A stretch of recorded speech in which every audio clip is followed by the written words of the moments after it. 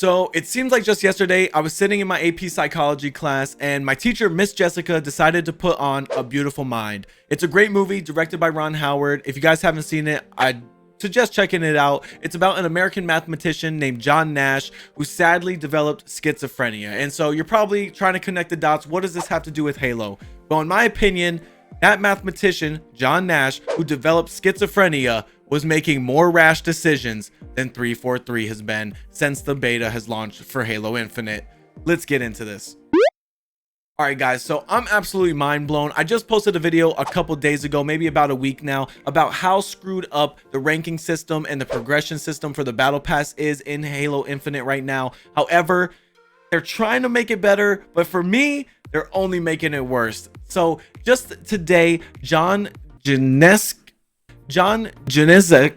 my bad if I mispronounced that, but John, we'll just go with John for now, who is a developer over at 343. He has made some tweets which I find particularly controversial. They're not crazy or anything, but let's go ahead and read them. It says, when we made our initial change to progression, which added daily play one game challenges, updated weekly challenges, and doubled the duration of double XP boosts, we promised that we'd monitor the data and make additional changes if needed. Now it's time to follow up on that. He goes on to post another tweet where he says, after seeing how XP was earned with those changes, we noticed that players were starting their sessions with slower payouts than we'd like. To address this, we will be increasing the XP payout for the first 6 matches of each day. An outline of this update can be found below. He goes on to then post, first game 300 XP, second game 200 XP, third game 200 XP, fourth game 100 XP, fifth game 100 XP, until you get to the 7th game, which is 50 XP again. So I'm just a little bit confused.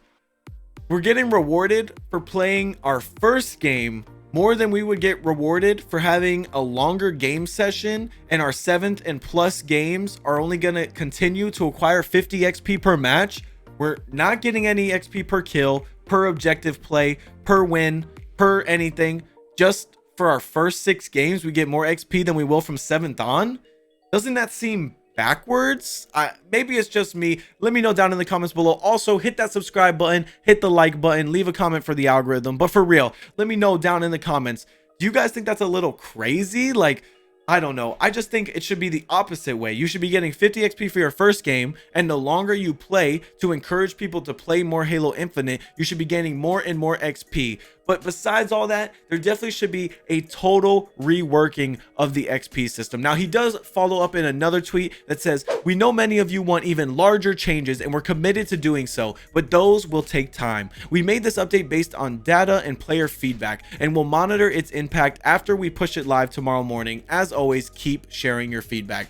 So that's what I'm here doing in this video. I don't want to come off like a negative Nancy, and I do love Halo Infinite as far as the gameplay goes. I'm super excited for the campaign to come out, but to keep me playing and the customization, the battle pass, everything just seems a little tainted right now, especially with the promises that we were given beforehand. I think they've totally gone the wrong way about this and need to revamp it pretty much from the ground up to give players a reason to want to sign up for the battle pass every year and pay that $10 to $15 and then go ahead and be able to customize their Spartan a little bit more. I mean, I think they said there were millions of customization options, when right now I would be pressed to even have like 3 customization options. That being said, I'm only like level, I think 17 in the battle pass or something like that, but I am refusing to buy anything from the store. So if that's what they meant when they said there were millions of options, like I could pay 20 bucks every week to get a new item from the store, that's not exactly what I was thinking when I got promised a million options. But one of my biggest problems with this recent change is that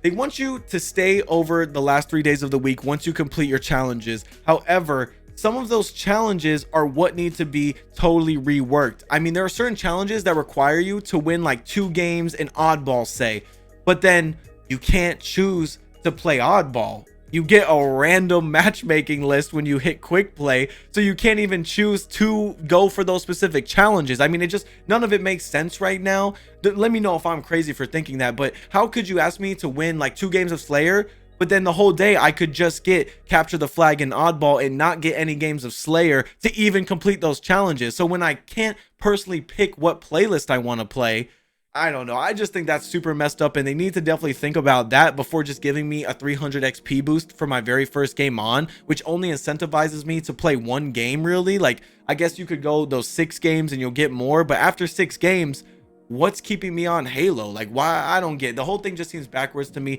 and they seem to be going about it just the wrong way. The one thing that I think would benefit them in this case in particular is adding the lobbies back. Like, I don't get why we're kicked back into just our fire team when we're done with the game, as opposed to being just in a normal lobby with everyone we played with. One, for me personally, I think that discourages like making friends online, which is like the best part of online gaming. Like Halo 3, Halo 2, I made some of my closest friends. RIP Master Swamp Rat, he hasn't been on in 3 years, but that boy and me were super close back in the day.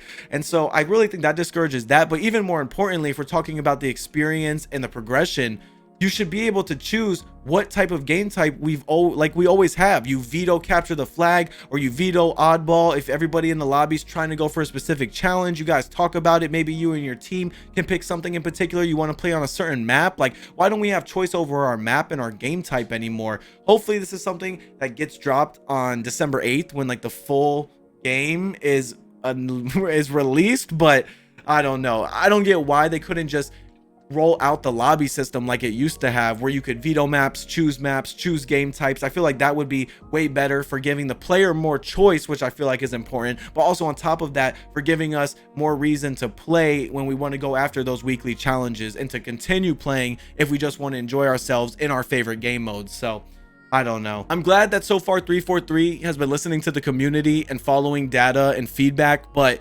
however, I think they're going to have to take major leaps to get to the point where they need to be. And honestly, like I've said multiple times already, there needs to be some total reworking, total revamping of this progression system for it to feel justified for all of the money that they're asking from us already, almost only 2 weeks into the beta. It's just not right at this point. And so 343, I'm begging. I love Halo. I love Halo. I love Halo. I'm not a hater, I swear. I just want to see what's best for this game at this point. And I really think that having more armor customization, loosening up all of the color schemes and that type of thing, being able to mix and match armor plating if you buy it from the store with other sets. I also don't get why you have like the Mark V armor and the other set that you can't mix and match. Only certain helmets can go on certain body types. That just, I don't know, that whole thing just seems kind of sketchy, a little scummy, not really player focused. And I feel like the whole way leading up to this, the marketing behind Halo Infinite was really important on being player focused, and now they've kind of backtracked on that to seemingly get a bunch of money out of us and get some quick microtransactions out of the way. So I hope that's not the case. I hope when the full game drops, we're able to pick our own lobbies. We're able to veto maps again, choose what type of game we want to play. We're able to stay in lobbies with players so we can garner those friendships like we used to in the old days. And I hope that they give us more experience for just getting kills, playing objectives, and kind of focusing on making people more objective based than just going in and trying to get a weekly challenge. So they did say they need to make some bigger changes, or at least there's part of the community that is vocalizing that they want bigger changes. I'm definitely part of that. However, hopefully we see that in the future. Until then, I'm just going to keep voicing what I think is the right thing for Halo Infinite. Let me know down in the comments below what you guys think is the right move, or if you think I'm crazy and things are at a good stance right now, a good position. However, that's where I'm going to end this video. I'm going to keep you guys up with more Halo news in the future. It's been your boy Somniuh. Never stop dreaming. I'll see you around next time.